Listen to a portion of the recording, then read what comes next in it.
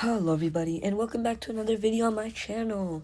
Today we will be talking about angular kinematics and I will be showing you something new I have planned for this channel, which is essentially using the Python library manim to make some animations for you guys. I hope to incorporate a couple of these in my videos to make them more engaging and more interesting. So, without further ado, let's move on to the video. So, there's going to be three main topics we're going to talk about today. The first will be angular displacement. Now, what is that? Well, angular displacement is how many degrees have I rotated? Because angular displacement, so let's say I'm moving around in a circle.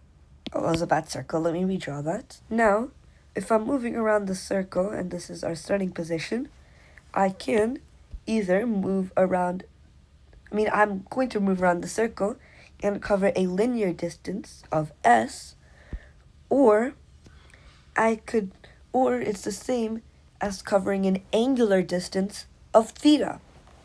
And just like regular displacement, if you wrap all the way around, the angular is 0.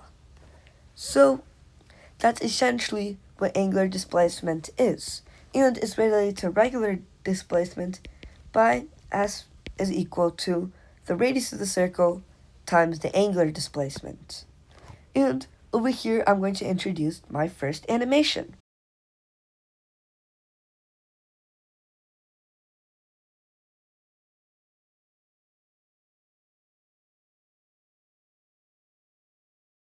The second quantity that we are going to talk about is angular velocity. Well, what is angular velocity? Well, we know that linear velocity is equal to linear displacement, or delta x, over time. Or at least, this is the average velocity. Instantaneous velocity is different, requires calculus, but not the point for this video. What really happens, though, is that since you have that, linear velocity is equal to that, you would think that angular velocity, or we call it omega, is equal to displacement over time. And if you thought that, you would be absolutely correct. This is exactly what angular velocity is. And we can even relate it to linear velocity, because angular velocity is delta theta, or basically the regular displacement or linear displacement, divided by r, and then times delta t. And s divided by delta t is linear velocity. So this is equal to linear velocity by the radius of the circle, or v is equal to r omega. Now, I'm going to show my second animation, which illustrates this pretty clearly also.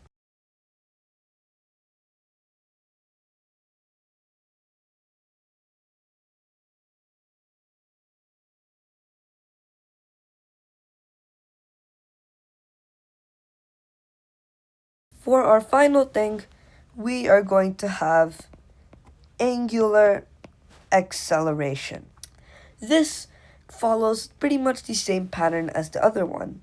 Linear acceleration is delta v by delta t. And what's next, right after that, is you have, then this becomes delta omega by delta t, and angular acceleration, which we call alpha, is equal to regular acceleration over the radius. And those are all the things, except quickly one more thing before we move on to our final animation, which shows acceleration. All of these, angular displacement is in radians, angular velocity is in radians per second, and angular acceleration is in radians per second squared. And this shows the units for each of these quantities.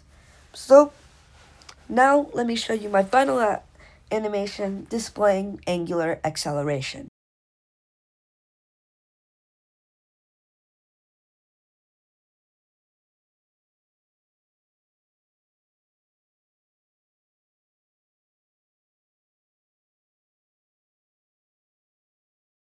And that's the final animation done.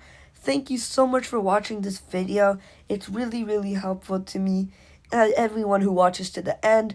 And I really do appreciate anyone who does that. Thank you so much once again for watching this video. Thank you so much. Give me any feedback you have. See you in the next one, and bye-bye.